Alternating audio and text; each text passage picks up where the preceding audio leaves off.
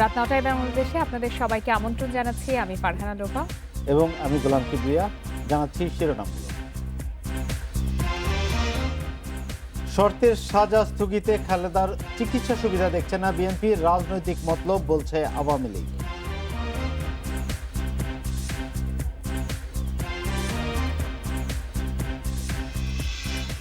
কক্সবাজারের এসপি মাসুদ রাজশাহীতে বদলি, পুলিশে আস্থা ফেরানোর উদ্যোগ দেখছেন সাবেক কর্মকর্তারা।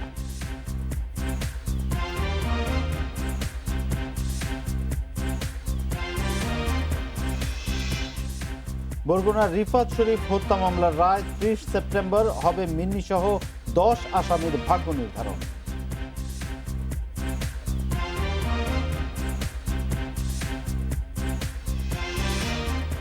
শর্ত দিয়ে সাজা স্থগিতে খালেদা জিয়ার চিকিৎসায় কোনো সুবিধা হবে না জানিয়েছেন বিএনপির মহাসচিব মির্জা ফখরুল ইসলাম আলমগীর। ইন্ডিপেন্ডেন্ট টেলিভিশনকে দেয়া সাক্ষাৎকারে তার দাবি, বিদেশে গিয়ে খালেদা জিয়া রাজনৈতিক কথা বলবেন এবং মানুষের সঙ্গে তার যোগাযোগ বাড়বে। এই ভয়েই তার বিদেশ যাওয়ার নিষেধাজ্ঞা বহাল রয়েছে।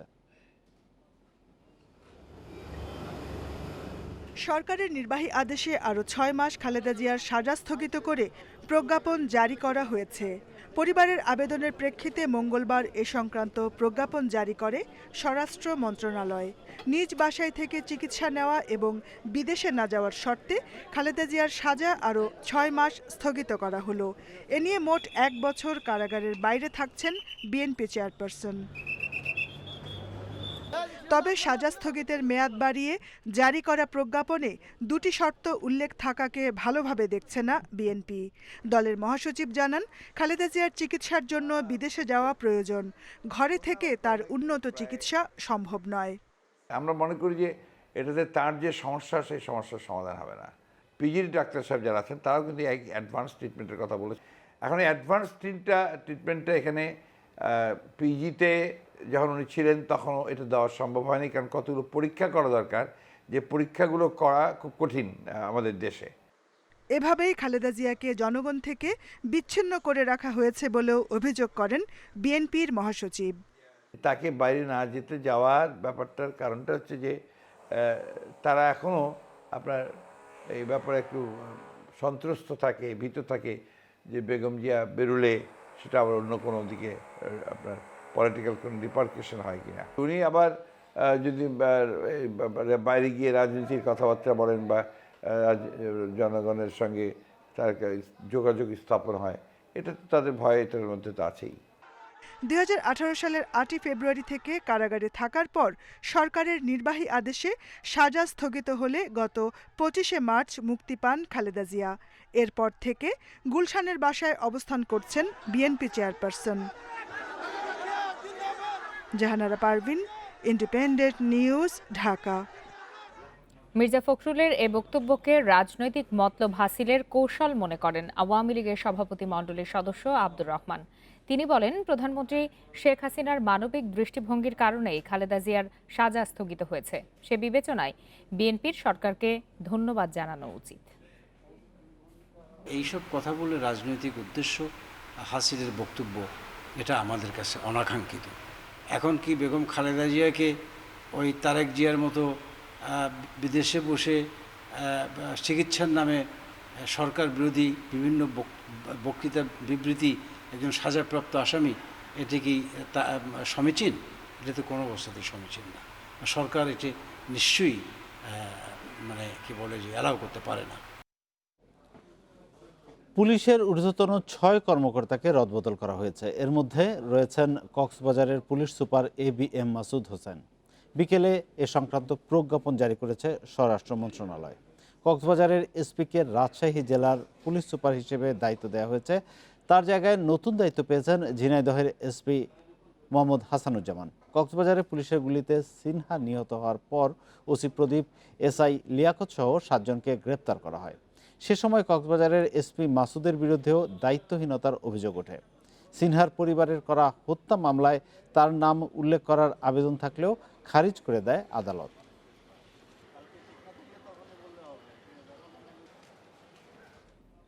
পুলিশের ওপর জনগণের আস্থা ফেরাতেই কক্সবাজারের এসপি মাসুদ হোসেনকে বদলি করা হয়ে থাকতে পারে বলে মনে করেন সাবেক অতিরিক্ত IGP মোখলেসুর রহমান। ইন্ডিপেন্ডেন্ট টেলিভিশনকে দেয়া এক সাক্ষাৎকারে তিনি একথা বলেন। এই ঘটনা প্রবাহ যেহেতু অনেক দূর গড়িয়েছে, অনেক কথাবার্তা হয়েছে, এটা খুবই যৌক্তিক ছিল যে সেই ক্ষেত্রে তাকে সেখান থেকে উল্টো করে অন্য কোথাও নিয়ে যাওয়া, কারণ তার পক্ষে সেই জায়গায় আর কাজ করাটা খুবই দুরূহ হয়ে দাঁড়াতো। পুলিশ হেফাজতে নির্যাতনের মৃত্যুর মামলায় ক্ষতিপূরণের টাকা জমা দিয়েছেন যাবজ্জীবন দণ্ডপ্রাপ্ত বহিষ্কৃত এসআই জাহিদ। দেশে প্রথমবারের মতো এমন মামলায় ক্ষতিপূরণ দেয়া হলো। জাহিদের আইনজীবী ফারুক আহমেদ জানান, বাংলাদেশ ব্যাংকের অ্যাকাউন্টে 2 লাখ টাকা জমা দেওয়া হয়েছে। আইন অনুযায়ী 15 দিনের মধ্যে ক্ষতিপূরণের টাকা না দিলে আপিল করতে পারবেন না আসামিরা। তবে আপিল নিষ্পত্তির আগে ওই টাকা যেন বাদীপক্ষ না পায় সেজন্য আবেদন করা হবে। 2014 সালে পুলিশ হেফাজতে জনি নামের এক ব্যক্তির মৃত্যুর মামলায় তৎকালীন এসআই জাহিদ সহ 3 জনের যাবজ্জীবন কারাদণ্ড দিয়েছে আদালত। বাকি 2 জনকে দেওয়া হয় 7 বছরের কারাদণ্ড।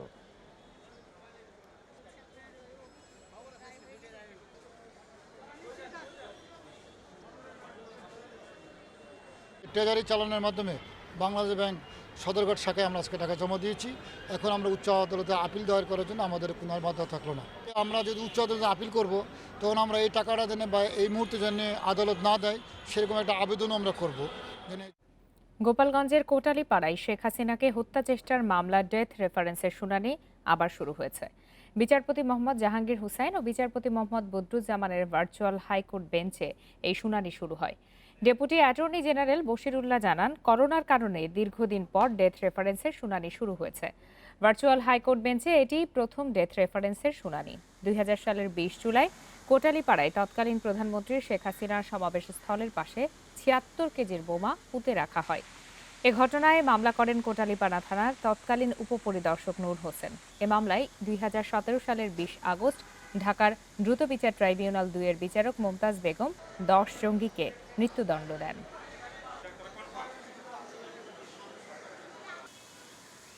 দ্রুত বিচার ট্রাইব্যুনাল 2 ঢাকা এই মামলাতে 10 জনকে ফাঁসি দেন, একজনকে যাবজ্জীবন দেওয়া হয়, 3 জনকে 14 বছর জেল দেওয়া হয় এবং 10 জনকে বেকসুর খালাস দেওয়া হয়। এটি দীর্ঘদিন আগেই এই মামলার শুনানিটি শুরু হয়েছিল। দীর্ঘদিন পর ভার্চুয়াল কোর্টে এই মামলাটির শুনানি অর্থাৎ ডেথ রেফারেন্সের শুনানি শুরু হয়েছে। বরগুনার আলোচিত রিফাত শরীফ হত্যা মামলার রায় 30 সেপ্টেম্বর। দুপুরে শুনানি শেষে রায়ের তারিখ ঘোষণা করেন জেলা ও দায়রা জজ আদালতের বিচারক মোহাম্মদ আসাদুজ্জামান মিয়া। এই হত্যা মামলায় রিফাতের স্ত্রী মিন্নির জামিন বহাল রাখা হলেও তাকে আইনজীবীর জিম্মায় রাখার নির্দেশনা দেওয়া হয়েছে।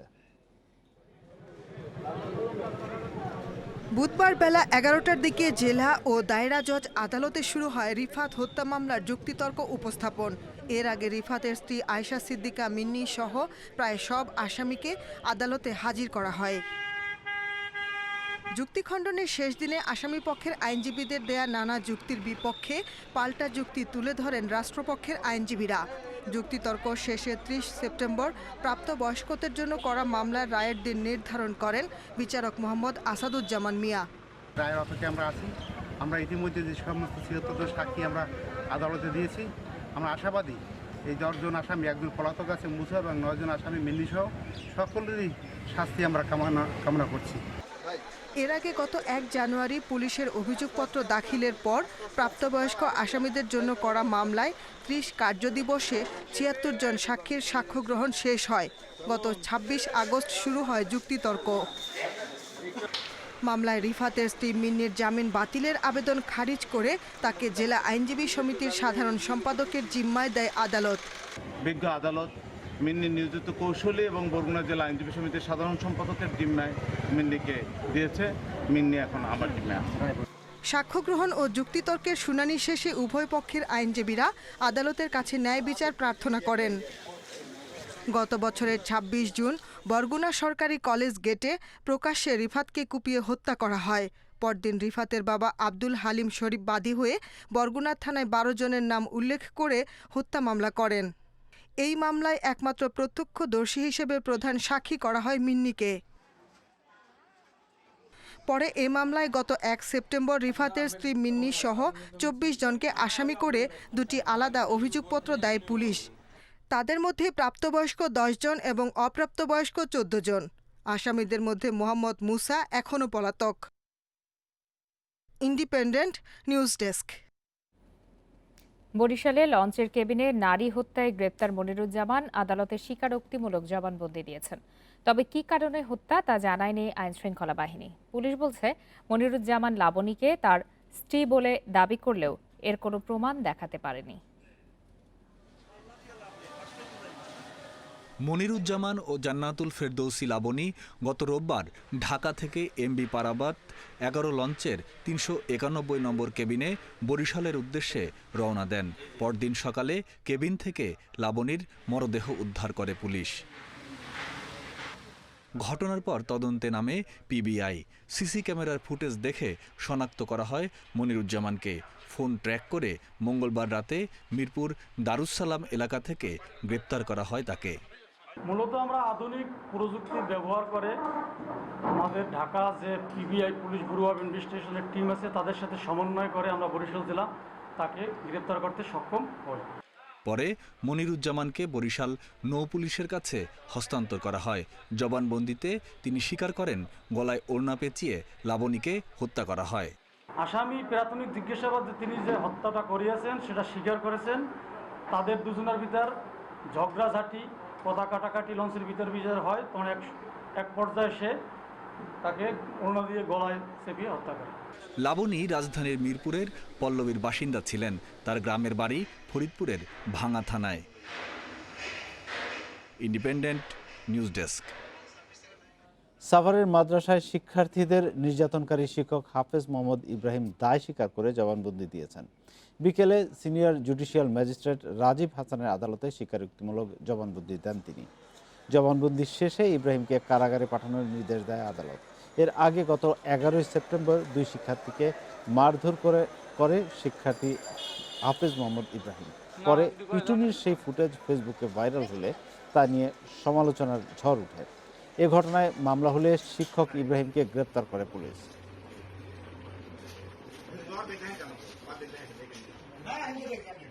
শিশু নির্যাতন, 2 জন ছাত্রকে নির্যাতনের ঘটনায় স্বীকারোক্তিমূলক জবানবন্দি দিয়েছেন ঢাকার senior judicial magistrate Rajib Hasan. ওনার স্বীকারোক্তিমূলক জবানবন্দি গ্রহণ করেছে এবং গ্রহণ শেষে ওনাকে কারাগারে পাঠানোর নির্দেশ দিয়েছেন।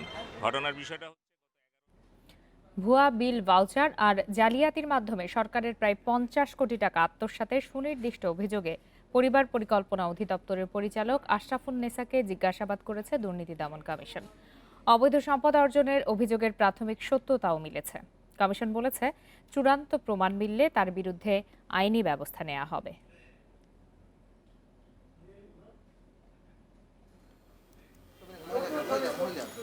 বুধবার সকাল 10:30টায় জিজ্ঞাসাবাদের মুখোমুখি হতে দুদকে আসেন পরিবার পরিকল্পনা অধিদপ্তরের পরিচালক আশরাফুন্নেসা। অভিযোগ আছে, জনসচেতনতার জন্য প্রধানমন্ত্রীর ভয়েস কলের একটি প্রকল্পে দুর্নীতি করেছেন তিনি। 2017-18 সালের সেই প্রকল্পে প্রধানমন্ত্রীর ভয়েস কল প্রচার না করেই সরকারের 1 কোটি টাকা আত্মসাৎ করেন আশরাফুন্নেসা। এছাড়া প্রতি জেলায় 504টি কর্মশালার নামে আরও 7 কোটি টাকা আত্মসাতের অভিযোগ রয়েছে তার বিরুদ্ধে। স্বজনপ্রীতি, আত্মসাৎ ও জালিয়াতির মোট 25টি অভিযোগ খতিয়ে দেখতে আশরাফুন্নেসাকে 3 ঘণ্টা জিজ্ঞাসাবাদ করে দুদক। তবে জিজ্ঞাসাবাদ শেষে গণমাধ্যমের কাছে সব অভিযোগ অস্বীকার করেন তিনি। প্রকিউরমেন্টের কমিটিকে ডেকেছি, প্রকিউরমেন্ট কমিটি আমাদের প্রশাসনে যে যা বলা তথ্য দিয়েছে, সব ধরনের সহযোগিতা করেছে। আপনি এই অভিযোগ সম্পর্কে আপনার মন্তব্য কি? আমার মন্তব্য এই অভিযোগগুলো সত্যি নয়। দুদক বলছে, সুনির্দিষ্ট অভিযোগের প্রাথমিক সত্যতা পেয়েই আশরাফুন্নেসাকে জিজ্ঞাসাবাদ করা হচ্ছে। অভিযোগ প্রমাণ হলে তার বিরুদ্ধে নেওয়া হবে পরবর্তী আইনি ব্যবস্থা। এই অভিযোগটি মূলত আমাদের 106 টোল ফ্রি নাম্বার আছে, আপনারা জানেন, সেখানে এসেছিল যে ভুয়া বিল ভাউচারের মাধ্যমে প্রচুর অর্থ আত্মসাৎ করা হয়। তো সেটি প্রাথমিকভাবে যাচাই বাছাই করা হয়েছে। যাচাই বাছাইয়ে কিছু তথ্য পাওয়া গিয়েছে অনুসন্ধানের মতো। তারপরে কমিশন সেটি অনুসন্ধানের সিদ্ধান্ত গ্রহণ করেছে। এছাড়া স্বাক্ষর জালিয়াতি করে পরিবার পরিকল্পনা অধিদপ্তরের 47 কর্মীর যাতায়াত ভাতা ও সম্মানী আত্মসাতের অভিযোগও আছে আশরাফুন্নেসার বিরুদ্ধে। রিশাদ হুদা, ইন্ডিপেন্ডেন্ট নিউজ, ঢাকা। অস্ত্র মামলায় নিজেকে নির্দোষ দাবি করেছেন রিজেন্ট হাসপাতালের চেয়ারম্যান মোহাম্মদ শাহেদ। আত্মপক্ষ সমর্থনে কোনো সাফাই সাক্ষ্যও দেননি। দুপুরে মহানগর দায়রা জজ KM ইমরুল কায়েসের কাছে ন্যায় বিচার প্রত্যাশা করেন শাহেদ। এই মামলায় কাল থেকে যুক্তিতর্ক শুরু। করোনা পরীক্ষার নামে প্রতারণার অভিযোগে 7 জুলাই রিজেন্ট হাসপাতাল বন্ধ করে দেয়া হয়। মামলা হয় চেয়ারম্যান শাহেদ সহ 17 জনের বিরুদ্ধে। 15 জুলাই সাতক্ষীরা থেকে গ্রেপ্তার হন মোহাম্মদ শাহেদ। পরের দিন তাকে নিয়ে উত্তরায় অভিযান চালিয়ে অবৈধ অস্ত্র উদ্ধার করে র্যাব। 27 আগস্ট অস্ত্র মামলায় শাহেদের বিরুদ্ধে অভিযোগ গঠন করে আদালত। শুনানি শুরুর পর 4 কার্যদিবসেই মামলাটির সাক্ষ্য গ্রহণ শেষ হয়েছে। সবকিছু ঠিকঠাক থাকলে আমরা এই মাসের মধ্যে রায়টা আমরা পেতে পারি, রায়টা হবে। কারণ মামলার যে সাক্ষী কম ছিল, অল্প সময়ের মধ্যেই সাক্ষ্য দিয়ে মামলাটা শেষ হয়েছে, এটা একটা ভালো একটা দিক। এদিকে ঘুষের মামলায় ডিআইজি মিজান ও দুদক কর্মকর্তা এনামুল বাসিরের বিরুদ্ধে সাক্ষ্য গ্রহণ চলছে। 17 সাক্ষীর মধ্যে এ পর্যন্ত 4 জনের সাক্ষ্য নেওয়া হয়েছে। ঢাকার চতুর্থ বিশেষ জজ শেখ নাজমুল আলমের আদালতে পরবর্তী সাক্ষ্য গ্রহণ 7 অক্টোবর। অভিযুক্ত ব্যক্তি ডিআইজি জনাব মিজানুর রহমানের বিরুদ্ধে যে অভিযোগটা আনয়ন করা হয়েছে সেটা হচ্ছে উদ্দেশ্য প্রণোদিত এবং সৃজিত। এই মামলায় আসামির বিরুদ্ধে যে সমস্ত ধারাসমূহের অধীনে চার্জ গঠিত হয়েছে, আইনত ন্যায়ত এই ধারাগুলোর কোনোটাই উপাদান এখানে নেই। ঘুষ লেনদেনের মামলায় বরখাস্ত করা হয় মিজান ও এনামুল বাসিরকে। এরপর 2019 সালের 16 জুলাই দুদক পরিচালক শেখ মোহাম্মদ ফানাফিল্লাহ ঢাকা 1 সমন্বিত জেলা কার্যালয়ে মামলা করেন। জান্নাতুল ফেরদাউস তানভি, ইন্ডিপেন্ডেন্ট নিউজ, ঢাকা। এখন থেকে চেক ডিজঅনার হলেই সাজা হবে না। এর আগে প্রমাণ করতে হবে চেক দাতা ও গ্রহীতার মধ্যে লেনদেন সম্পর্কিত কোনো বৈধ চুক্তি আছে কিনা। এক পূর্ণাঙ্গ রায়ে এই সিদ্ধান্ত দিয়েছে আপিল বিভাগ। সুপ্রিম কোর্টের ওয়েবসাইটে প্রকাশিত এ রায়টি দিয়েছেন প্রধান বিচারপতি সৈয়দ মাহমুদ হোসেন সহ 4 বিচারপতির বেঞ্চ। গুলশানে 30 কাঠা জমি বিক্রি নিয়ে ইমরান রশিদ চৌধুরী আবুল কাহের শাহিনের সঙ্গে সমঝোতা চুক্তি করেন 2012 সালে। তবে শর্ত অনুযায়ী জমি বিক্রি না হওয়ায় ইমরানের চেকে দেয়া 4,50,00,000 টাকা পাননি শাহিন। পরে সিলেটের আদালতে চেক ডিজঅনারের মামলা করে পক্ষে রায় পেয়েছিলেন শাহিন। ওই রায়ের বিরুদ্ধে হাইকোর্টে আপিল করেন ইমরান রশিদ চৌধুরী। 2016 সালের 31 আগস্ট ইমরানকে অভিযোগ থেকে খালাস দেয় আদালত। পরে হাইকোর্টের রায়ের বিরুদ্ধে আপিল করেন শাহিন, তবে তা খারিজ করে দেয় আপিল বিভাগ।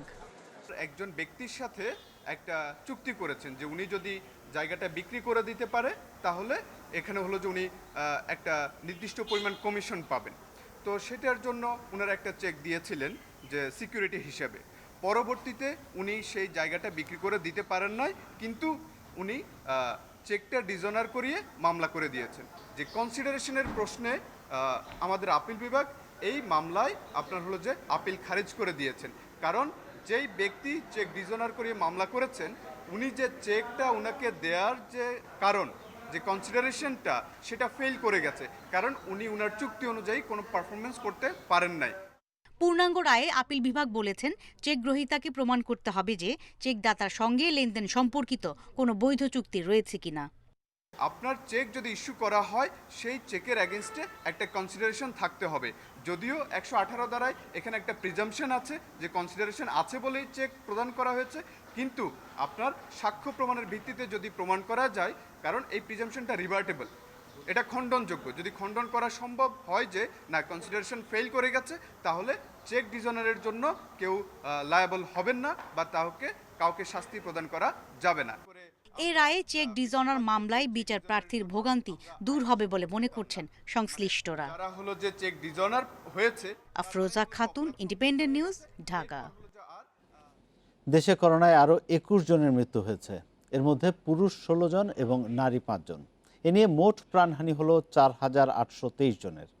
94টি ল্যাবে 24 ঘন্টায় 13,360 নমুনা পরীক্ষায় করোনা শনাক্ত হয়েছে 1,615 জনের। পরীক্ষা বিবেচনায় শনাক্তের হার 12.09%। বুধবার স্বাস্থ্য অধিদপ্তরের বিজ্ঞপ্তিতে জানানো হয়, দেশে মোট করোনা আক্রান্তের সংখ্যা 3,42,671 জন। সুস্থ হয়েছেন আরও 2,375 জন। এ নিয়ে মোট সুস্থ 2,47,969 জন।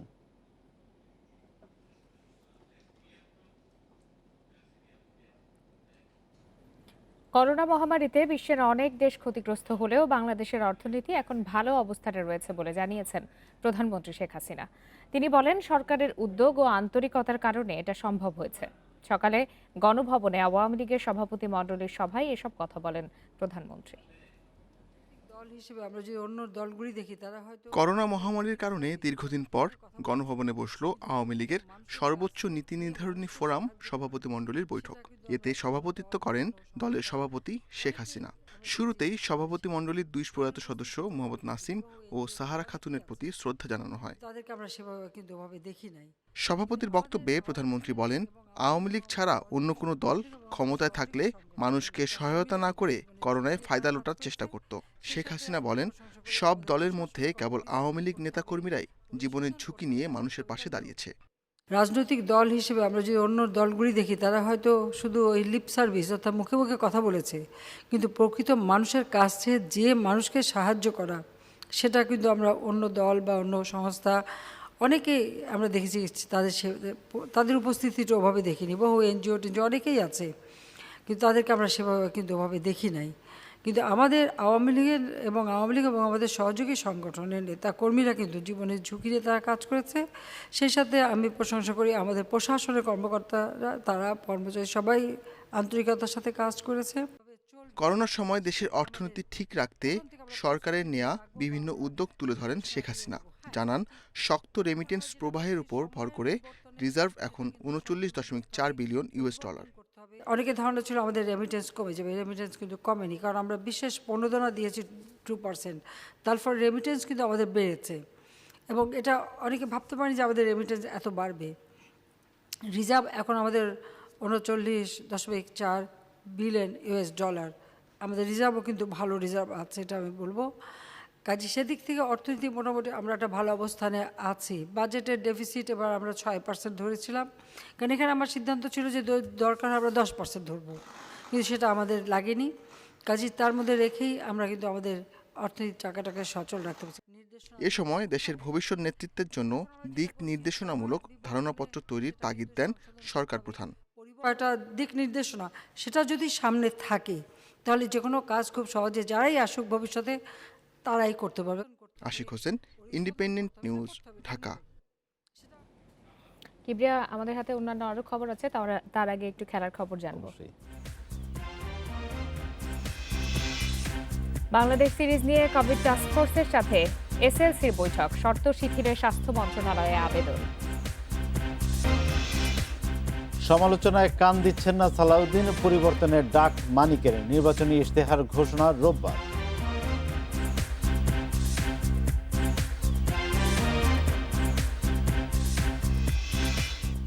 আজকালের মধ্যে ভাগ্য নির্ধারণ হবে বাংলাদেশ দলের শ্রীলঙ্কা সফর। বিসিবির কঠোর অবস্থানের পর নড়ে বসেছে লঙ্কান ক্রিকেট বোর্ড। মঙ্গলবার দেশটির কোভিড টাস্কফোর্সের সাথে বৈঠক করেন এসএলসির কর্তারা। এরপর কোয়ারেন্টিন শর্ত শিথিলের চিঠি দিয়েছে স্বাস্থ্য মন্ত্রণালয়কে। সেখান থেকে ইতিবাচক সাড়া পেলে সফর সংক্রান্ত পরিকল্পনা বিসিবিকে পাঠিয়ে দেবে এসএলসি। বাংলাদেশ সিরিজের অপেক্ষায় শ্রীলঙ্কার মাঠের প্রস্তুতি চলছে। 23 সদস্যের প্রাথমিক দল নিয়ে অনুশীলনে সিরিয়াস লঙ্কান সিংহ। হেড কোচ মিকি আর্থারও আন্তর্জাতিক ক্রিকেটে ফিরতে মুখিয়ে। অনিশ্চয়তায় সিরিজের ভাগ্য, কঠিন শর্তে সফরে রাজি নয় বিসিবি। বল এখন শ্রীলঙ্কা বোর্ডের কোর্টে। শর্ত শিথিলে চেষ্টা চালাচ্ছে এসএলসি। তাদের প্রতিনিধি দল মঙ্গলবার বৈঠক করেছে প্রেসিডেন্সিয়াল টাস্কফোর্সের সঙ্গে। সেখানে বাংলাদেশ সিরিজের স্বাস্থ্যগত দিক ও নানা পরামর্শ নিয়ে হয়েছে বিস্তর আলোচনা। শ্রীলঙ্কা আর্মির ওয়েবসাইটে জানানো হয়, স্বাস্থ্যবিধিকে প্রাধান্য দিয়ে বিশ্বকে শ্রীলঙ্কা জানাতে চায় এই মহামারী নিয়ন্ত্রণে সফল দেশটি। সেনাবাহিনীর সাথে বৈঠকের পর আরেক ধাপ এগিয়েছে এসএলসি। কোয়ারেন্টিন শর্ত শিথিলে চিঠি দিয়েছে স্বাস্থ্য মন্ত্রণালয়কে। এখন সেখান থেকে ইতিবাচক সাড়ার অপেক্ষা বোর্ড কর্তাদের। বিসিবির চাহিদা পুনর্বিবেচনা করা হবে নাকি নিজেদের সিদ্ধান্তে অনড় থাকবে মন্ত্রণালয়, তা জানা যাবে দ্রুতই। কোয়ারেন্টিনের সময় অনুশীলনের সুযোগ চায় বিসিবি। যৌক্তিক শর্তে সায় আছে এসএলসির। সেই সঙ্গে বহর 30 থেকে বাড়িয়ে 35 করার পক্ষে মত লঙ্কানদের। এখন স্বাস্থ্য মন্ত্রণালয়ের সবুজ সংকেতের অপেক্ষা। সফর নিয়ে অনিশ্চয়তার রেশ নেই তামিম মুমিনুলদের প্রস্তুতিতে। লঙ্কা থেকে ভালো খবর এলে 21 সেপ্টেম্বর থেকে ক্যাম্প শুরুর কথা টাইগারদের। Saiful Majumdar, independent news. নির্বাচনী ব্যালটে বাফুফে সভাপতি পদে 3 জনের নাম থাকলেও মূল লড়াই কাজী সালাউদ্দিনের সঙ্গে শফিকুল ইসলাম মানিকের। কারণ বাদল রায়ের সরে দাঁড়ানোর কথা সবারই জানা। রোববার তার প্যানেলে নির্বাচনী ইশতেহার ঘোষণা করবেন বর্তমান সভাপতি সালাউদ্দিন। আর ফুটবলের স্থবিরতা কাটাতেই নির্বাচন করা বলেছেন মানিক। নির্বাচনী আবহাওয়ায় সরগরম বাফুফে প্রাঙ্গণ। সব ধরনের প্রস্তুতি শেষ করে এখন প্রচার প্রচারণায় মনোযোগী কাজী সালাউদ্দিন প্যানেল। দেশের করোনা পরিস্থিতি বিবেচনায় গণসংযোগ সম্ভব না থাকায় ব্যক্তিগতভাবেই আলাপ সারছেন 3 টার্মের সভাপতি। আমি আপনাকে প্রথমেই উত্তরটা দিয়েছি। চতুর্থবারের মতো নির্বাচনে অংশ নেয় চারদিকে যে সমালোচনা সেটাকে গুরুত্ব দিতে নারাজ Salauddin. That means I am popular. আমাকে নিয়ে যখন আলাপ হয় তারপরেই আমি পপুলার। যখন আমি ইলেকশনটা দিচ্ছি না, আমি ইলেকশনটা না দিয়ে বসে রয়েছি এখানে, ইলেকশনের টাইম পার হয়ে গেছে, আমি ইলেকশন দেওয়ার জন্য পাগল হয়ে গেছি, আমার অপোনেন্ট বল ইলেকশন পিছাতে। নির্বাচন সবসময় চ্যালেঞ্জিং, সে কারণে প্রতিপক্ষকে অবহেলার সুযোগ নেই। তার সমালোচনা হোক তাই বলে তিনি প্রতিপক্ষ প্যানেলের সমালোচনা করতে রাজি নন। আমার বক্তব্যটা আমার তাদের এগেনস্টে ফরে বলাটা উচিত হবে না, because I am still the sitting president. আমি কারু এগেনস্টে বা কারু ফরে বলাটা আমার মনে হয় এটা রুচির বাইরে চলে যাবে। একই দিনে সালাউদ্দিনের প্রতিপক্ষ শফিকুল ইসলাম মানিকও মিডিয়ার মুখোমুখি হন। ফুটবলের স্থবিরতা কাটানোর প্রতিশ্রুতি তার কণ্ঠে। আমি সবার সমর্থন চাচ্ছি। ইভেন দো আমি যখন দাঁড়িয়েছি, আমি 2 জন সভাপতি প্রার্থীকে এই আহ্বান জানিয়েছিলাম যে আপনারা সরে দাঁড়ান, কারণ তো 12 বছরে আপনারা দুজনই ব্যর্থ হয়েছেন। তো আমি ওই ব্যর্থ লোকের অ্যাগেনস্টেই দাঁড়িয়েছি। এখন আমি মনে করি যে আমার জায়গাটা সম্পূর্ণ পরিষ্কার। নির্বাচনকে সামনে রেখে 20 সেপ্টেম্বর ইশতেহার ঘোষণা করবেন সালাউদ্দিন প্যানেল। এক্ষেত্রে প্যানেলের বাইরে যারা নির্বাচন করছেন তাদের ইশতেহারের বিষয়ে এখনো কিছু জানা যায়নি। Kamrul Hasnat, independent news, Dhaka. ষষ্ঠ গ্র্যান্ডমাস্টারের খোঁজে পথ হাতড়ে বেড়াচ্ছে বাংলাদেশ দাবা ফেডারেশন। প্রতিভাবান দাবাড়ুদের বের করতে জেলায় জেলায় হবে দাবা লীগ, আর আয়োজনের অর্থ যোগান দেবে ফেডারেশন, জানিয়েছেন সাধারণ সম্পাদক। আগামী 1 বছরের খসড়া সূচিও তৈরি করা হয়েছে এরই মধ্যে। দেশে দিনকে দিন কমছে দাবার চর্চা। ফেডারেশনের নিয়মিত খেলা হলেও জাতীয় স্কুল দাবা বন্ধ 2013 থেকে। পাইপলাইনে প্রতিভাবান দাবারও নেই বললেই চলে। অভিযোগ আছে খেলা থেকে বিদেশ ভ্রমণেই বেশি গুরুত্ব দেন কর্মকর্তারা। গত 2 বছরে প্রিমিয়ার লিগের প্রাইজ মানিও নাকি বকেয়া পড়ে আছে। করোনার কারণে হয়নি নির্বাচন। অ্যাডহক কমিটিতে পুরনো মুখই বেশি। তারা কি পারবে ষষ্ঠ জিএমের খোঁজ দিতে? ফেডারেশন কর্তারা বলছেন সংখ্যার থেকে এখন মানের দিকেই নজর দেবেন তারা। বেশ কিছু উঠতি খেলোয়াড়ের সম্ভাবনা আছে গ্র্যান্ড মাস্টার হওয়ার জন্য, আন্তর্জাতিক মাস্টার হওয়ার জন্য, ছেলে এবং মেয়ে উভয় পক্ষে। আমরা ওদেরকে সুবিধা দেওয়ার জন্য বা 3টা গ্র্যান্ড মাস্টার টুর্নামেন্ট করার জন্য আমরা আমাদের পঞ্জিকায় রেখেছি। আমাদের স্পন্সারও আমাদের ফাইনাল হয়েছে। পাশাপাশি আমরা ইউরোপে আমাদের বাচ্চাদেরকে 2-3 মাসের জন্য আমরা পাঠিয়ে প্রশিক্ষণ এবং আন্তর্জাতিক টুর্নামেন্টে যেন বিশেষ করে ইউরোপে অংশগ্রহণ করতে পারেন সেই ব্যবস্থা আমরা নেব। আগামী 1 বছরের সূচির খসড়াও তৈরি করে ফেলেছে ফেডারেশন। জাতীয় রেটিং দাবা লিগসহ প্রায় 20টি টুর্নামেন্ট আয়োজনের পরিকল্পনা আছে। দেশ বিদেশ মিলে 16টি আন্তর্জাতিক আসরে অংশ নেবে দাবারুরা। এ মাসের শেষ সপ্তাহে জাতীয় জুনিয়র চ্যাম্পিয়নশিপ দিয়ে শুরু। জেলা দাবা লীগ অনুষ্ঠান করার জন্য আমরা আমাদের ক্যালেন্ডারে রেখেছি। আমরা প্রত্যেকটা জেলাকে আমরা আর্থিক সাপোর্ট দেব যেন তারা প্রতি জেলাতে জেলা দাবা লীগ করে। আমরা আর্থিক সহযোগিতা, আমরা স্পন্সরটা আমরা এখান থেকে ঠিক করে দেব। ডিসেম্বরের শেষ সপ্তাহে প্রিমিয়ার ডিভিশন দাবা আয়োজনের পরিকল্পনা ফেডারেশনের। Shamim Ahmed, independent news, Dhaka. এই ছিল খেলার খবরে। চলে যাচ্ছে অন্যান্য প্রসঙ্গে।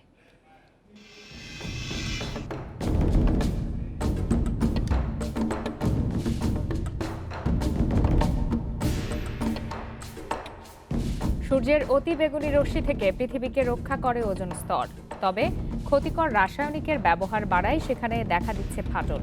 এতে বাড়ছে বৈশ্বিক উষ্ণতা। গবেষকরা বলছেন এর পেছনে আছে রেফ্রিজারেটর, এয়ার কন্ডিশনার, অ্যারোসল। তবে আশার কথা, বাংলাদেশের শিল্প কারখানায় এ ধরনের ক্ষতিকর রাসায়নিকের ব্যবহার প্রায় অর্ধেকে নেমে এসেছে।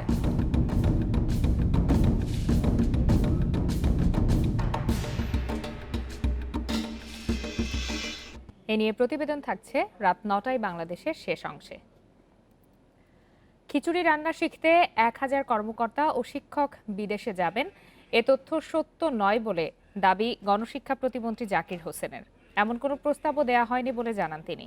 তবে খিচুড়ির পরিবেশন ব্যবস্থাপনা দেখতে ২০ থেকে ৩০ জনের বিদেশ যাওয়ার প্রস্তাব দেওয়া হয়েছে বলে ব্রিফিংয়ে জানান সিনিয়র সচিব আকরাম আল হোসেন।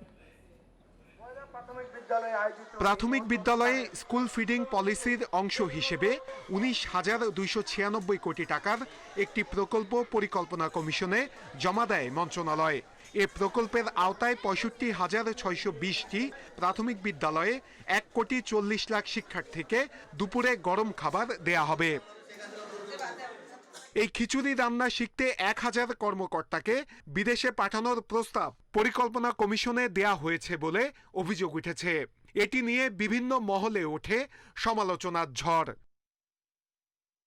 তবে এ তথ্য সঠিক নয় বলে দাবি প্রাথমিক ও গণশিক্ষা প্রতিমন্ত্রীর। খিচুড়ি রান্না শিখতে কাউকে বিদেশ পাঠানোর প্রস্তাব দেয়া হয়নি। বিভিন্ন জায়গায় এই সমস্ত যেখানে এই মিড ডে মিল দীর্ঘদিন থেকে পরিচালিত হচ্ছে, সেই সমস্ত জায়গায় কিছু শিক্ষা নেবার জন্য, এইটা কোনো খিচুড়ি পাক শিক্ষা নয়, এটা তাদের ম্যানেজমেন্টটা জানার জন্য, শেখার জন্য কিভাবে করছে, এই জন্য হয়তো সামান্য কিছু টাকা ডিপিপিতে ধরা আছে। তবে মন্ত্রণালয় জানায় মিড ডে মিলের ব্যবস্থাপনার অভিজ্ঞতা নিতে দুটি টিম পাঠানোর প্রস্তাব দেয়া হয়েছে, যেখানে ২০ থেকে ৩০ জনের বেশি যাওয়ার সুযোগ নেই।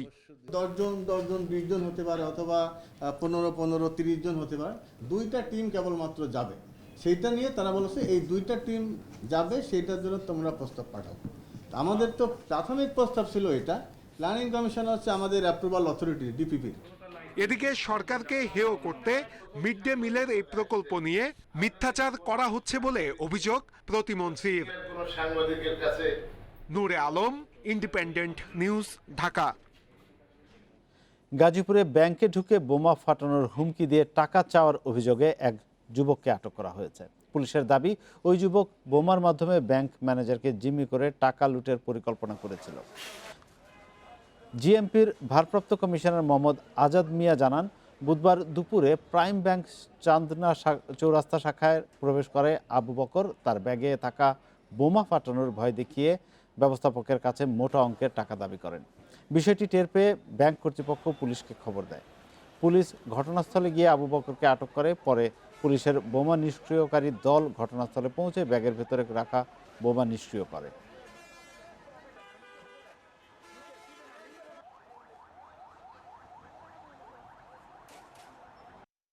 গাজীপুর চৌরাস্তায় প্রাইম ব্যাংকে একটা ব্যাগ সহ এক লোক ঢুকে ম্যানেজারের রুমে তাকে জিম্মি করার চেষ্টা করতেছে। ইনফ্যাক্ট তাকে বোমা হামলার ভয় দেখিয়ে তার কাছ থেকে টাকা পয়সা নেওয়ার চেষ্টা করেছে এবং আমাদের যথাযথ নিরাপত্তা ব্যবস্থা নিয়ে ওই যে লোক এখানে ঢুকেছিল ওই লোককে এবং তার সাথে যে ব্যাগ ছিল সেটাকে সেপারেট করে ফেলে এবং তাকে ভারত পেঁয়াজ রপ্তানি বন্ধ করায় দেশের কিছু ব্যবসায়ী দাম বাড়াচ্ছে বলে জানালেন বাণিজ্যমন্ত্রী টিপু মুনশি। তিনি আরও বলেন, ৩ মাসের পেঁয়াজ মজুদ আছে। বাজার স্বাভাবিক করতে খোলা বাজারের পাশাপাশি অনলাইনেও পেঁয়াজ বিক্রি করবে টিসিবি। দেশে বছরে পেঁয়াজ উৎপাদন হয় ২৩ লাখ টনের বেশি, চাহিদা ২৪ থেকে ২৫ লাখ টনের। তারপরও প্রতিকূল আবহাওয়া সহ নানা কারণে নষ্ট হওয়ায় বছরে ৮ থেকে ১০ লাখ টন আমদানি করতে হয় বিদেশ থেকে, আর এর প্রায় পুরোটাই আসে ভারত থেকে। তাই মহারাষ্ট্রের নাসিক আর ব্যাঙ্গালোরে পেঁয়াজের সংকট হলে তার সরাসরি প্রভাব পড়ে দেশের বাজারে। হু হু করে বাড়তে থাকে দাম। গত বছর এই সময়েই ৫০ থেকে ৬০ টাকা কেজির পেঁয়াজ বিক্রি হয়েছে ২৫০ থেকে ৩০০ টাকায়। এবছরও প্রায় একই ঘটনার মুখে বাংলাদেশ। ভারত রপ্তানি বন্ধের ঘোষণা দেওয়ার পরপরই ১০০ টাকার পথে পেঁয়াজের দাম, আর একে অসাধু ব্যবসায়ীদের কারসাজি বলছেন বাণিজ্যমন্ত্রী। হঠাৎ করেই ব্যবসায়ীরা একটা সুযোগ দিয়েছে। এই সুযোগটা সৃষ্টি হয়েছে দুটো কারণে। এক হলো তারা বাজারে এই কথাটা রচিত যে ভারত থেকে আসা বন্ধ হয়েছে, এখন বাইরে থেকে আসতে সময় লাগবে। দ্বিতীয়ত যেটা বেশি করে আমাদের ভোগাচ্ছে সেটা হলো সাধারণ ভোক্তাদের প্যানিক বাইং। তার আরও দাবি, ক্রেতারা চাহিদার বেশি পেঁয়াজ কেনায় বিরূপ প্রভাব পড়েছে বাজারে। আমাদের কাছে যেটা স্টক আছে, আমরা কিন্তু 1 মাস সময় পেলেই আমরা কিন্তু অল্টারনেটিভ মার্কেট থেকে, টার্কি থেকে, ইজিপ্ট থেকে, মায়ানমার থেকে, চায়না থেকে আমরা কিন্তু পেঁয়াজ আমদানি করতে পারবো। এমনকি হল্যান্ড, এমনকি নিউজিল্যান্ড থেকেও আমরা গতবার পেঁয়াজ পেয়েছিলাম। এদিকে পেঁয়াজের মৌসুম আসতে এখনও বাকি প্রায় 6 মাস। তাই দ্রুততার সঙ্গে আমদানির বিকল্প বাজার খুঁজে বের করার তাগিদ দিচ্ছেন বিশ্লেষকরা। পেঁয়াজের ক্ষেত্রে আমাদের শুধুমাত্র একটি দুটি দেশের উপর নির্ভরশীল না হয়ে আরো অন্যান্য যে দেশ রয়েছে সেখান থেকে পেঁয়াজ আমদানি করার উদ্যোগ গ্রহণ করা দরকার। দেশে উৎপাদিত পেঁয়াজ সঠিক উপায়ে সংরক্ষণে সরকারি সহায়তার পাশাপাশি কৃষকদের প্রশিক্ষণের পরামর্শ বিশ্লেষকদের। উমন বাহার আজমি, ইন্ডিপেন্ডেন্ট নিউজ, ঢাকা। আমদানি করা প্রতি কেজি পেঁয়াজে পাইকারিতে অতিরিক্ত 15 থেকে 20 টাকা মুনাফা করছেন ব্যবসায়ীরা। বাড়তি দামে পেঁয়াজ বিক্রি করায় রাজধানীর শ্যামবাজারের কয়েকটি আড়তে অভিযান চালিয়ে 95,000 টাকা জরিমানা করেছে ভোক্তা অধিকার সংরক্ষণ অধিদপ্তর। এদিকে ভারত রপ্তানি বন্ধ ঘোষণার তৃতীয় দিনেও বাজারে বেড়েছে পেঁয়াজের দাম। এলসির মাধ্যমে মাত্র 17 টাকায় প্রতি কেজি পেঁয়াজ কেনেন ব্যবসায়ীরা। তবে অন্যান্য খরচ যোগ করে 40 থেকে 45 টাকায় বিক্রি করেই প্রত্যাশিত মুনাফা করেন তারা। গত সোমবার ভারত হঠাৎ রপ্তানি বন্ধ করলে আগে আমদানি করা পেঁয়াজেই বর্তমানে বাড়তি মুনাফা করছেন 15 থেকে 20 টাকা। মজুত করা দেশি পেঁয়াজও করছেন বেশি লাভ। রাজধানী পাইকারি বাজারে ভারতীয় পেঁয়াজ বিক্রি হচ্ছে 60 টাকা কেজি দরে, খুচরায় তা আরও 5 টাকা বেশি। পাইকারিতে দেশি পেঁয়াজের কেজি উঠেছে 85 টাকা পর্যন্ত, খুচরায় যা 95 টাকা। এখন এমনি করোনা সিজন চলতেছে, আমাদের ইনকাম বন্ধ, ইনকাম কম। তো এখন এই অবস্থাতে যদি পেঁয়াজের দাম এত বাড়তে থাকে তাহলে পরবর্তীতে আমরা কি করব? শ্যামবাজার হলো 60 টাকা কেজি, তখন আমরা 60-61 না দেখা গেল পাঁচটা ছিল 65-66 টাকা। কারণ জিজ্ঞেস করলে বলতেছে পেঁয়াজের দাম বাড়তে আছে, আর কারণ কোনো কিছু বলছে না। তো বাড়তি আমরা কিনতে আসি, আমরা বাড়তি বিক্রি করতে আসি। ব্যবসায়ী নেতারা বলছেন, একদিকে ভারত পেঁয়াজ রপ্তানি বন্ধ করেছে, অন্যদিকে বাজারে চাহিদা বেড়েছে। এই সুযোগে বেশি মুনাফা করছেন অনেকে। 5 টাকা করতে পারতো, লাভ 5 টাকা করতে পারতো, সেখানে 15 টাকা লাভ করছে। এটা ঠিক করে না, এটা অতিরিক্তই করছে আর কি। আর দেশি পেঁয়াজ যেটা, সেটা হলো এটা দেশের ব্যাপার। বাজার তদারকি করতে বুধবারও রাজধানীর শ্যামবাজারে অভিযান চালিয়েছে ভোক্তা অধিকার সংরক্ষণ অধিদপ্তর। এ সময় অতিরিক্ত দামে পেঁয়াজ বিক্রির অপরাধে কয়েকটি আড়তকে জরিমানা করা হয়। 17 টাকার মতো কেজি এলসির দাম পড়েছে। তবে এটি অবশ্য আগেকার এলসির কাগজ, আর এর সাথে তাদের আনলোডিং, লোডিং, পরিবহন কস্ট আছে, আরও কিছু আনুষঙ্গিক খরচপত্র রয়েছে। এই দিয়ে তারা যেটি বিক্রি করতে 40 থেকে 45 টাকা কেজি, সেটি আমার মনে হয় যৌক্তিক দাম ছিল, অথচ তারা লিখে দিয়েছে 60 টাকা 62 টাকা প্রতি কেজি। এটি অযৌক্তিক, তারা কোনো ব্যাখ্যা দিতে পারছেন না।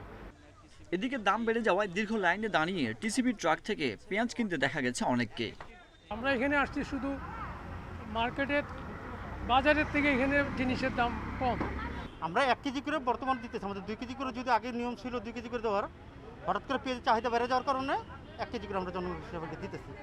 ভারত থেকে আমদানি বন্ধ থাকলেও আড়ত ও রাজধানীর বাজারগুলোতে পর্যাপ্ত পেঁয়াজের মজুত দেখা গেছে। তাই বাজারে অভিযান জোরদার করে দাম নিয়ন্ত্রণের দাবি ক্রেতাদের। Sajjad Hossain, independent news, Dhaka. এদিকে ভারত রপ্তানি বন্ধের পর চট্টগ্রাম বন্দর দিয়ে 6 দেশ থেকে প্রায় 1.5 লক্ষ টন পেঁয়াজ আমদানির অনুমতিপত্র নিয়েছেন ব্যবসায়ীরা।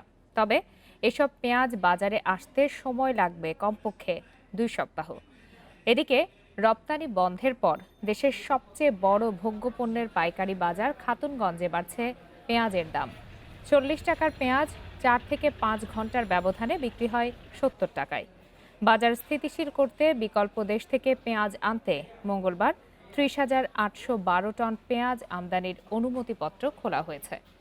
চট্টগ্রাম বন্দরের হিসাব বলছে, চলতি অর্থবছরে এখন পর্যন্ত চট্টগ্রাম বন্দর ও টেকনাফ স্থল বন্দর দিয়ে মোট পেঁয়াজ আমদানি হয়েছে 1082 টন। মঙ্গল ও বুধবার মোট 48,056 টন পেঁয়াজ আমদানির জন্য অনুমতিপত্র খোলা হয়েছে।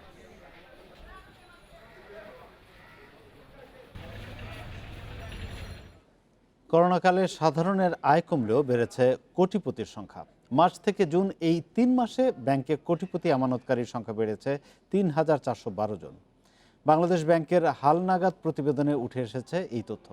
কেন্দ্রীয় ব্যাংকের হিসাবে জুন শেষে ব্যাংক খাতে কোটিপতি আমানতকারীর সংখ্যা ৮৬,০৩৭ জন। গত মার্চ শেষে এই সংখ্যা ছিল ৮২,৬২৫ জন। গত এক বছরে কোটিপতি ৫,৬৪১ জন বাড়লেও শুধু করোনা মহামারীর সময় বেড়েছে ৩,৪১২ জন।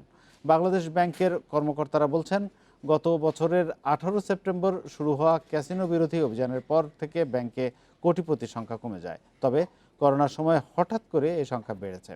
এদিকে জাতিসংঘের ফুড অ্যান্ড এগ্রিকালচার অর্গানাইজেশন বলছে, করোনার কারণে আয় কমেছে প্রায় ৭৩% মানুষের, এবং যাদের বার্ষিক আয় ১ লাখ টাকার কম তারাই সবচেয়ে বেশি ক্ষতিগ্রস্ত।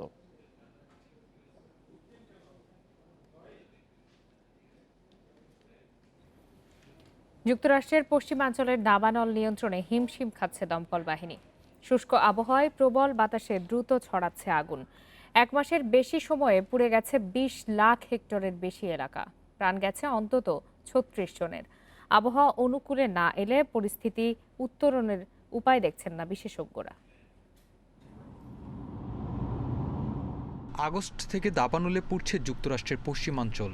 শুষ্ক আবহাওয়ায় প্রবল বাতাসে আগুন ছড়াচ্ছে দ্রুত। এরই মধ্যে পুড়ে গেছে ক্যালিফোর্নিয়া, ওরেগন এবং ওয়াশিংটন অঙ্গরাজ্যের প্রায় ২০ লাখ হেক্টর এলাকা। ঘটেছে প্রাণহানি, গৃহহীন লাখো বাসিন্দা। পরিস্থিতি এমন হবে কল্পনাও করিনি। কদিন আগেও আগুন পূর্বমুখী ছিল। বাতাসের দিক পরিবর্তনে এখন আমাদের দিকে এগুচ্ছে আগুন। আগুনের ধোঁয়ায় ছেয়ে গেছে গুরুত্বপূর্ণ বিভিন্ন শহর। বাধ্য হয়ে বন্ধ রাখা হয়েছে রেস্তোরাঁ, পার্লার সহ প্রয়োজনীয় অনেক সেবা। বাতাসে ভর করে ধোঁয়া পৌঁছে গেছে নিউ ইয়র্ক এবং ওয়াশিংটন ডিসিতেও। খুবই বাজে অবস্থা, বাইরে বেরোনো মুশকিল। করোনার কারণে বাসায় থেকে বাচ্চারা হাঁপিয়ে উঠেছে। এখন ধোঁয়ার কারণে তাদের ঘরে থাকতে হচ্ছে।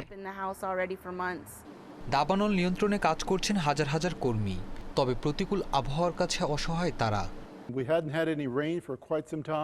অনেকদিন বৃষ্টির দেখা নেই, ঘাস গাছ শুকিয়ে গেছে, তাপমাত্রাও অসহনীয় হয়ে উঠেছে।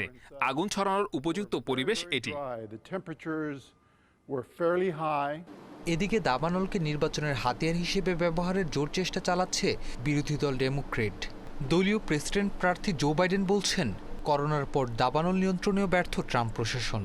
এমন মন্তব্য অবশ্য আমলে নিচ্ছেন না প্রেসিডেন্ট ট্রাম্প। বলছেন, শিগগিরই আবহাওয়ার পরিবর্তন হয়ে আগুন নিয়ন্ত্রণে আসবে। সারওয়ার জামান, ইন্ডিপেন্ডেন্ট নিউজ। আজ বিশ্ব ওজোন দিবস। অতি বেগুনি রশ্মি থেকে পৃথিবীকে রক্ষাকারী বায়ুমণ্ডলের এই স্তর ধীরে ধীরে ক্ষতির মুখে পড়ছে। গবেষকরা বলছেন, refrigerator, air conditioner, aerosol spray ব্যবহারে বায়ুমণ্ডলের উপরে থাকা ওজোন স্তরে গর্ত সৃষ্টি হচ্ছে। তবে আশার কথা, বাংলাদেশের শিল্প কারখানায় এ ধরনের ক্ষতিকর রাসায়নিকের ব্যবহার প্রায় অর্ধেকে নেমে এসেছে। বায়ুমণ্ডলের ওপরের দিকে আছে ওজোন স্তর, যা সূর্য থেকে নির্গত ক্ষতিকর রশ্মিকে পৃথিবীতে আসতে বাধা দেয়। অথচ এই স্তরে বেশ কিছু বড় বড় গর্ত তৈরি হয়েছে। বিজ্ঞানীরা বলছেন, এর মূল কারণ হল carbon dioxide, methane, nitrous oxide, hydrofluorocarbon ও সালফারের ব্যবহার। বিশ্বজুড়ে রেফ্রিজারেটর, এয়ার কন্ডিশনার, অ্যারোসল স্প্রেতে এই রাসায়নিক ব্যবহার বছরে 10 থেকে 15% হারে বাড়ছে। এতে HFC গ্যাসের ব্যবহার ও বায়ুমণ্ডলে তার নিঃসরণও ক্রমাগত বাড়ছে।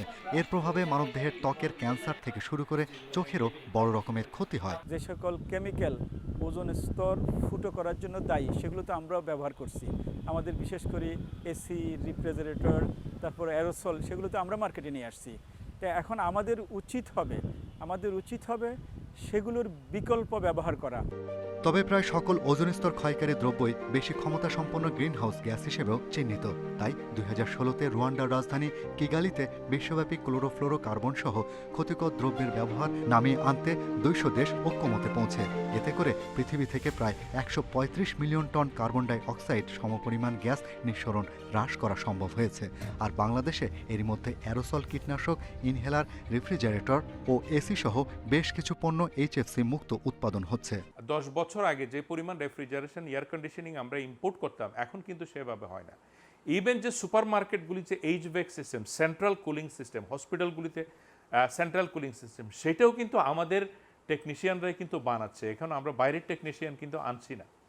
এবং আমাদের প্রোডাক্টের যদি মান আপনি চিন্তা করেন, তাহলে আমাদের প্রোডাক্টের মান কিন্তু আন্তর্জাতিক মানের। সম্প্রতি যুক্তরাষ্ট্রের এক গবেষণায় দেখা যায় করোনাকালে দূষণ কমেছে, ওজোন স্তরে যে গহ্বর সৃষ্টি হয়েছিল তা ধীরে ধীরে মেরামত হচ্ছে। এতে পৃথিবীর পরিবেশ ও জীবজগতে বড় রকমের বিপর্যয় হাত থেকে রক্ষা পাবে। বিশেষজ্ঞদের দাবি 2050 সালের মধ্যে 7,000 টন কার্বন ডাই অক্সাইড পৃথিবী থেকে কমিয়ে ফেলা সম্ভব। Shahriar Anirban, independent news, Dhaka. আর এই ছিল বিরতিহীন সংবাদ রাত 9টায় বাংলাদেশে। ইন্ডিপেন্ডেন্ট টেলিভিশনের সব খবরের আরও বিস্তারিত জানতে চোখ রাখুন ফেসবুক, ইউটিউব এবং টুইটারে। ধন্যবাদ এতক্ষণ সাথে থাকার জন্য।